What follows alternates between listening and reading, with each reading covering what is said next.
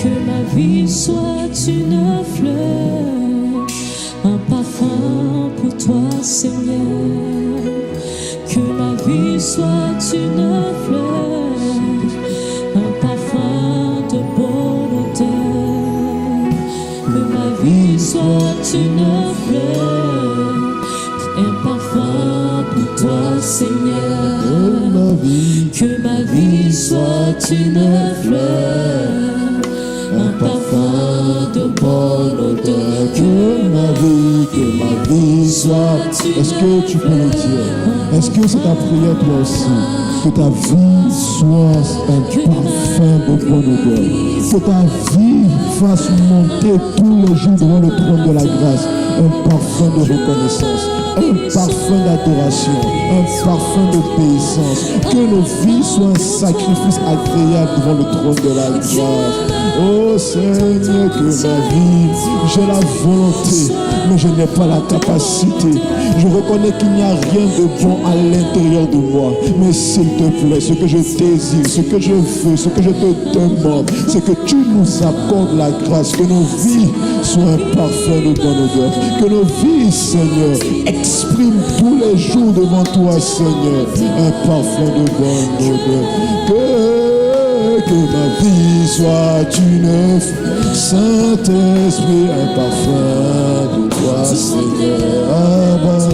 Que ma vie soit une fleur, un parfum de bonne odeur. Que ma vie soit un parfum pour toi, Seigneur. Chaka, que ma vie soit une fleur, un parfum de bonne. Que ma vie soit une fleur, un parfum pour toi, Seigneur. Que ma vie soit. Est-ce qu'on peut le dire sans les instruments? Un parfum pour toi, Seigneur. Que ma vie soit une fleur, un parfum pour toi, Seigneur. Sans les instruments, juste le peuple. Vie soit une fleur, un parfum pour toi. Que ma vie soit une fleur, un parfum pour toi, Seigneur. Shabbat. Soit une fleur. Est-ce qu'on peut le dire ensemble sur moi? Est-ce qu'on peut juste faire monter ce son devant le trône de la grâce? Que ma vie soit une fleur, un parfum pour toi. Est-ce qu'on peut le dire ensemble comme un seul cœur? Est-ce qu'on peut juste dire, Seigneur, notre désir c'est toi. Notre désir c'est de répondre au sang de Jésus. Mais on ne répond pas à l'œuvre de la croix par la prière. On ne répond pas à ce que Jésus a fait pour nous par le jeûne et la prière d'abord. On répond par la consécration de notre cœur. On répond par le désir d'être un sacrifice agréable. Est-ce qu'on peut le dire? Que ma vie soit une fleur, un parfum pour toi, Seigneur. Que ma vie soit une fleur, un parfum.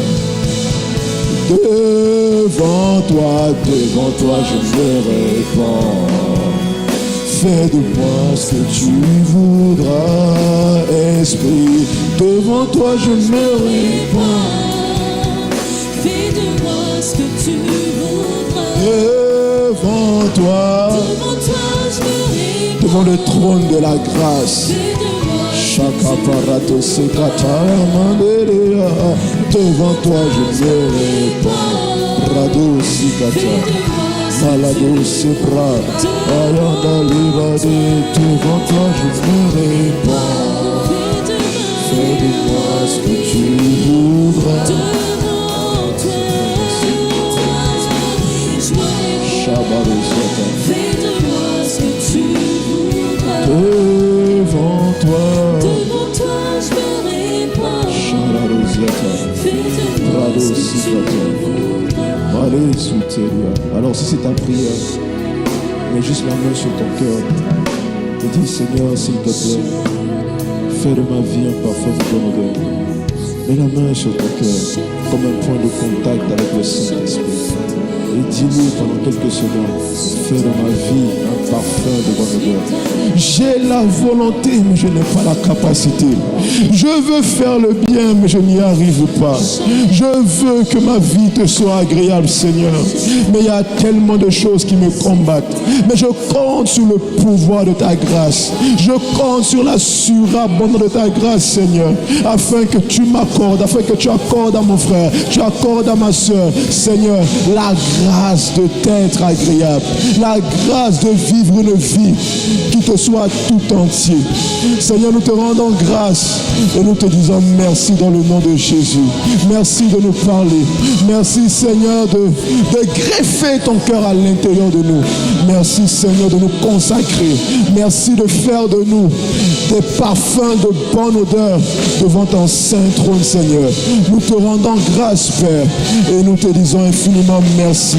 Est-ce que tu peux acclamer le Seigneur et lui rendre grâce et lui dire merci si tu crois qu'il a touché ton cœur. Ebra soka mara zetabala dereba. Ah Seigneur, nous te rendons grâce et nous te disons infiniment merci. Merci parce que nous croyons que tu le fais. Cette prière est conforme à ta volonté. Cette prière est en accord avec ta parole. Et nous voulons te dire merci. Nous voulons te célébrer. Nous voulons te glorifier. Est-ce que quelqu'un peut acclamer le Seigneur? Est-ce que quelqu'un peut pousser des cris de joie? Au nom de Jésus.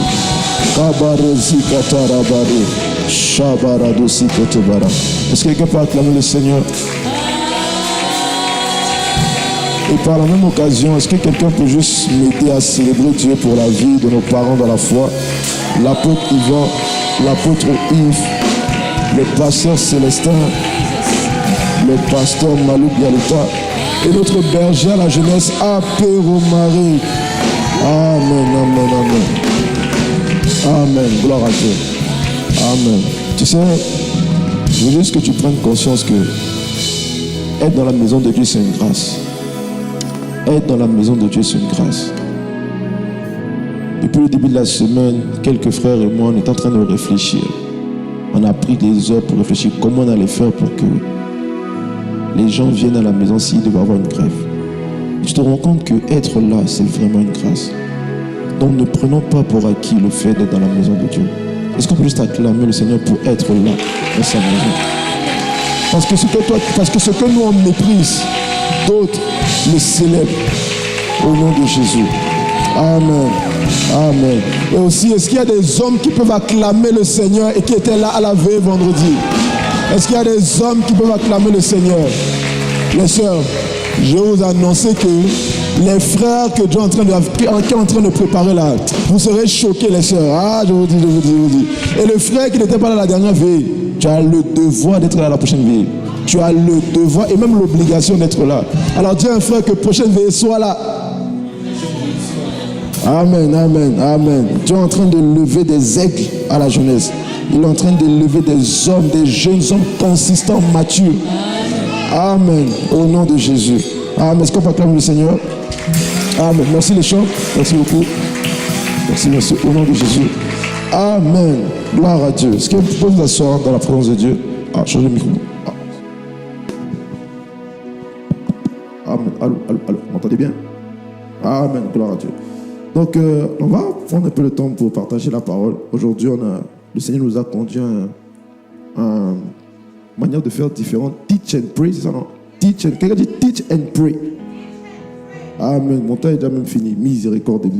Seigneur Jésus. Vous m'avez fait danser, Seigneur. Vraiment. Mais ok, mais qui acclame le Seigneur? Dieu va nous aider dans sa miséricorde. Ok. Donc, mes frères et moi, on va passer ici pour partager quelques thèmes ensemble et on va prier. Et moi, je vais juste partager pendant le peu de temps qui m'est imparti. Je vais te parler juste d'un thème important qui est faire de Dieu ou mettre Dieu à la première place de ton cœur. J'aurais dit mettre Dieu à la première place de ton cœur. Je sais que quelqu'un va me dire, j'ai déjà entendu, on me l'a déjà dit, on a déjà prêché dessus. Mais tu sais, à chaque fois que Dieu donne une parole, c'est parce qu'il sait pourquoi. Et la répétition n'est pas mauvaise, parce que Paul lui-même va dire, je ne cesse de répéter les mêmes choses, parce que cela est salutaire pour vous. Donc, on n'est pas lassé de répéter les mêmes messages tant qu'aussi longtemps qu'on sait que c'est nécessaire pour nous. Et tu ne dois pas toi-même aussi être dans la mauvaise posture de cœur si on répète le même message, si Dieu te parle de la même chose. Ça fait depuis que je donne ma vie à Jésus, il y a des choses que Dieu me parle jusqu'à aujourd'hui. Je dis, mais Seigneur, est-ce que je n'en ai pas fini avec ça ou quoi? Il dit, tu as encore besoin de ça. Donc si Dieu parle de ça, c'est que nous avons véritablement besoin. Alors on va juste lire un passage miséricorde. Matthieu 22, à partir du verset 36. On va juste lire ça ensemble et ça va être ça que je vais parler. Matthieu 22, à partir du verset 36. Si vous pouvez afficher la régie, s'il vous plaît. Tu vas écouter qu'est-ce que les disciples de Jésus ont posé comme question. Ici, on parle des disciples de Jésus. On parle des gens qui ont marché avec Jésus. On parle des gens qui ont vu Jésus. On parle des gens qui ont côtoyé Jésus matin, midi, soir. Regardez, il pose la question, il dit, Maître, quel est le plus grand commandement de la loi? Quel est le plus grand commandement de la loi? En d'autres termes, ils disent, Maître, quelle est la chose qui est le plus importante pour toi? Quelle est la chose qui compte le plus pour toi? Est-ce que quelqu'un veut savoir c'est quoi? Est-ce que quelqu'un veut savoir c'est quoi? Tu ne peux pas dire que tu aimes Dieu si tu ne sais pas qu'est-ce qui touche véritablement son cœur. Et là, Jésus répond. Verset 37, si la régie peut mettre, il dit, voilà, Jésus lui répondit, il dit, tu aimeras le Seigneur, ton Dieu. Alors, est-ce qu'on peut le lire ensemble? On va le lire ensemble. Mais avec haute voix. 1, 2, 3. Jésus lui répondit, tu aimeras le Seigneur, ton Dieu, de tout ton cœur, de toute ton âme et de toute ta pensée. Il te dit que ce qui compte le plus pour lui, avant de faire des miracles, avant de prêcher, avant de faire tout ce que tu veux, il te dit, tu aimeras le Seigneur, ton Dieu, de tout ton cœur, de toute ton âme et de toute ta pensée. En d'autres termes, Dieu doit avoir la première place sur le trône de ton cœur. Alors ma question est, est-ce que Dieu a la première place sur le trône de ton cœur? Pose la question à ton voisin, est-ce que Dieu a la première place sur le trône de ton cœur? Mais véritablement, hein, tu sais, des fois on vient à l'église, on saute en danse, on prêche même des fois, Dieu nous utilise dans sa miséricorde, mais voilà, Dieu n'a pas la première place. Et regardez qu'est-ce qu'il dit dans le verset 38. Verset 38, regardez qu'est-ce que Dieu termine. Jésus dit, il dit, on va lire ensemble, il dit, c'est le premier et le plus grand commandement.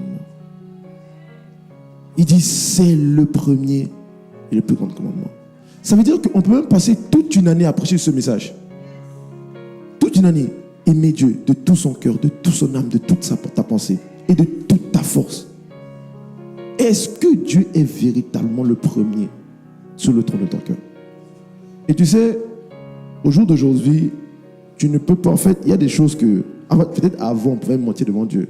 Mais toi et moi, on sait mettre les gens sur le trône de notre cœur. Ah oui, on sait. Toi, tu sais, quand tu es en couple avec un frère, là, tu sais, les appels tard de la nuit, toute la nuit, tu sais le faire. Ah oui, se lever le matin, aller travailler quand des fois tu n'as pas envie d'aller travailler. Ah oui. En fait, il y a des choses que nous faisons régulièrement ou quotidiennement qui révèlent qu'est-ce qui est sur le trône de notre cœur. Ouais. Donc, dire que Seigneur, oh je ne peux pas, oh Seigneur, je n'y arrive pas, c'est un mensonge parce que tu arrives pour d'autres choses. Ah oui, parce que tu arrives pour d'autres choses. Venir à l'église à l'heure, oh Seigneur, j'arrive pas. Mais quand on te dit, viens à l'heure, on te donne $200, tu es même là 10 minutes en avance. Tu vois? Donc tu arrives. Tu vois? Tu arrives. Donc ça veut dire que ce n'est pas la capacité qui te manque. Ce qui te manque, c'est qu'au fond de toi, tu n'aimes pas véritablement le Seigneur de tout ton cœur, de toute ton âme et de toutes tes pensées. Il dit de toutes tes pensées. Combien de fois tu penses à Dieu durant la journée? Combien de fois tu penses au Saint-Esprit durant la journée? Mais quand tu es en couple, si ton gars t'a pas répondu après 1 heure, ah, tu boutes. Tu dis, tu me trompes même, miséricorde. Ah oui, et tu sais que tu sais pas, c'est que quand tu parles comme ça, quand tu as ces comportements, Dieu le voit. Donc après, quand tu viens prier, tu dis à Dieu, oh Seigneur, je ne peux pas. Dieu dit, ah, regarde comment tu me mens. Toi, tu penses que je ne vois pas ce que tu dis à l'autre là? Dieu dit, tu ne vois pas comment... Dieu le voit en fait. Tu comprends? Et ce que Dieu te demande, ce n'est pas d'abord de faire, c'est d'abord de commencer, de t'asseoir et de te sonder toi-même. Et de dire, est-ce que j'aime véritablement le Seigneur dans mon cœur? Est-ce que Dieu a vraiment la première place sur le trône de mon cœur? Qu'est-ce que tu fais la première chose quand tu te lèves? Est-ce que tu pries ou c'est d'abord TikTok? Est-ce que tu pries ou c'est d'abord Instagram? Est-ce que tu pries ou c'est d'abord qui m'a répondu? Est-ce qu'on a commenté ma photo? Est-ce que combien de likes que j'ai? Ah oui. Combien de ventes j'ai sur mon nouveau business? Ouais. Non, mais je te promets, c'est que des fois, on ne donne pas assez d'importance. Mais pour Dieu, ça a tellement d'importance. Même la première parole que tu dis le matin, la première personne à qui tu parles le matin. Est-ce que c'est d'abord Dieu à qui tu parles le matin ou c'est d'abord ton mari, ta femme ou ton frère, ton soeur? Ce sont des choses, des fois, qu'on ne donne pas assez d'importance. Mais pour Dieu, ça a véritablement de l'importance. Alors moi, j'ai un seul message pour toi. Remets Dieu à la première place de ton cœur. Remets Jésus à la première place du trône de ton cœur. Ne fais pas quelque chose pour les hommes que tu n'as pas d'abord fait pour Dieu. Je te garantis. Ne fais pas quelque chose pour les hommes que tu n'as pas d'abord fait pour Dieu. Tu ne peux pas, bon, ça c'est ma pensée, après, bon, ce n'est pas dans la Bible, mais moi je te donne un conseil. Mais tu ne peux pas dépenser certaines sommes pour des voitures, pour des choses. Mais à l'église, on dit dîme, il n'y a rien. On dit semence pour construire l'église, tu ne donnes pas. Mais quand c'est pour payer une nouvelle chaussure, tu payes. Quand c'est pour avoir la nouveau iPhone 17, tu as déjà iPhone 17. Mais ta dîme, on ne voit pas. Ton offrande, on ne voit pas. Et le problème, c'est que quand tu fais ça, Dieu t'observe. Il te regarde et dit, ok, toi tu disais que tu n'avais pas l'argent, mais tu as iPhone 17. Toi, tu disais que tu n'avais pas l'argent, mais la semaine passée, tu allais au restaurant avec la sœur. Toi qui disais que tu n'avais pas l'argent, mais tu as acheté une nouvelle paire de chaussures. C'est pas que c'est mauvais. C'est pas que c'est mauvais. Attention, c'est pas mauvais. C'est pas un péché. Voilà, il ne faut pas dire que j'ai dit, c'est pas un péché. La question est juste, est-ce que Dieu a la première place? Tu as fait quelque chose pour le monde qui ne te donne rien, au pire même qui veut te détruire, mais pour Jésus qui te donne tout, tu n'as rien fait. Tu arrives à l'heure à l'église, mais tu arrives à l'heure au travail, mais à l'église, tu es en retard. Et on doit même te chercher. On doit même te chercher. Tu ne préviens, quand tu viens 15 minutes en retard au travail, tu annonces. Mais à l'église, tu n'annonces même pas. Tu n'appelles pas ta responsable. Tu dis rien. Ce que tu ne sais pas, c'est que c'est un signe que Dieu n'a pas la première place dans le trône de ton cœur. C'est un signe que Dieu n'a pas la première place dans le trône de ton cœur. Chez toi, tu laves les assiettes. Chez toi, tu fais le ménage. Dans ta maison, quand quelque chose se salit, tu es prêt à tuer. Tu dis, mais qui a fait ça? Mais dans la maison du Seigneur, tu ne sers pas. À l'église, tu ne fais rien. Voilà, ils laissent leur bouteille dans la salle. Voilà. On dit, on n'entre pas avec nourriture. Toi, tu entres, tu manges. Tu dis, oh non, c'est pas grave. Mais chez toi, quand quelqu'un entre avec les chaussures, tu es prêt à le tuer. Tu dis, mais comment tu salis ma maison? Donc, tu donnes plus d'importance à ta maison qu'à la maison du Seigneur. Et ça révèle que Dieu n'a pas la première place sur le trône de ton cœur. Parce que quand Dieu a la première place sur le trône de ton cœur, tant que tu n'as pas d'abord fait ça pour... En fait, la même exigence que tu fais pour ta maison, pour ton travail, pour n'importe quoi, c'est la même exigence, si même plus, que tu donnes à Dieu. Et je prie que ce soit notre partage au nom de Jésus. Alors, mes frères, mes sœurs, est-ce que Dieu a la première place sur le trône de notre cœur? Des fois, on est prêt à passer toute une nuit pour réviser. C'est bien, c'est pas mauvais, c'est important même, très important. Mais quelle est la dernière fois que tu as fait une nuit de prière pour Jésus? Pour l'intimité avec lui. Et tu sais, même c'est fort parce qu'on dit, regardez qu'est-ce qu'il dit? Il dit, remets le verset. Il dit quoi? Il dit, tu aimeras l'Éternel de tout ton cœur, de toute ton âme et de toute ta pensée. Il a dit, tu aimeras l'Éternel, pas les choses de l'Éternel. Tu aimeras l'Éternel, pas les choses de l'Éternel. Ça veut dire que désirer plus la délivrance que Dieu, c'est un problème. Désirer plus la restauration que Dieu, c'est un problème. Désirer plus la sainteté que Dieu, c'est un problème. Oui, je dis. Parce qu'il a dit, tu aimeras l'Éternel, pas les choses de l'Éternel. Et c'est quand tu cherches Dieu. C'est pour ça que le Pépé dit toujours, ne cherche pas la délivrance, mais le Dieu de la délivrance. Ne cherche pas la restauration, mais le Dieu de la restauration. Ne cherche pas l'argent, mais le Dieu qui donne l'argent. Il dit, tu aimeras l'Éternel d'abord. C'est quand la dernière fois que tu as soupiré pour demander à Dieu la grâce de le connaître et l'aimer. Mais si on dit, veille de prière pour trouver le travail, shabaradaba, veille de prière pour détruire les hôtels familiaux, veille de prière pour le mari, pour la sœur. Tu vas voir, les gens sont là, ils vont venir. On a des questions pour les frères. C'est quand la dernière fois que tu es venu avec une pile de questions pour poser sur Dieu? C'est quand la dernière fois que tu es venu avec une pile de questions pour dire, je ne comprends pas ça dans la Bible? Ça, il y a un problème. Ça, il y a un problème. Je ne comprends pas. Et je te donne des détails tellement simples comme ça, là, que des fois, on vit tous les jours et qui peuvent être banals pour nous, mais que je te garantis pour Dieu ont tellement d'importance. Parce que Dieu, c'est un Dieu de détails. Dieu, c'est un Dieu de détails. Alors, mon temps est fini. Miséricorde. J'allais encore donner des exemples là. Ah, bon. Si c'est ta volonté, si c'est ce que tu veux, lève-toi, on va juste prier et on va juste demander à Dieu la grâce de revenir sur le trône de notre cœur. Et si toi, tu ne l'as jamais mis sur le trône de ton cœur, demande-lui juste la grâce qu'il soit le premier désir de ton cœur.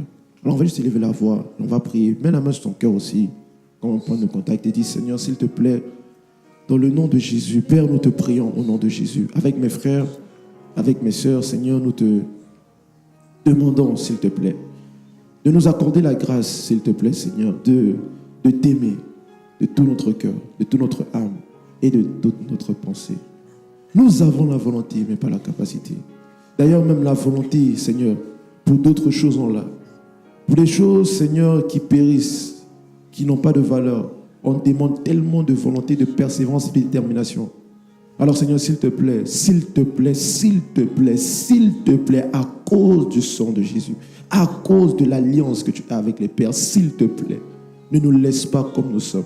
Ne nous laisse pas où nous sommes, mais accorde-nous la grâce de te remettre sur la première place du trône de notre cœur.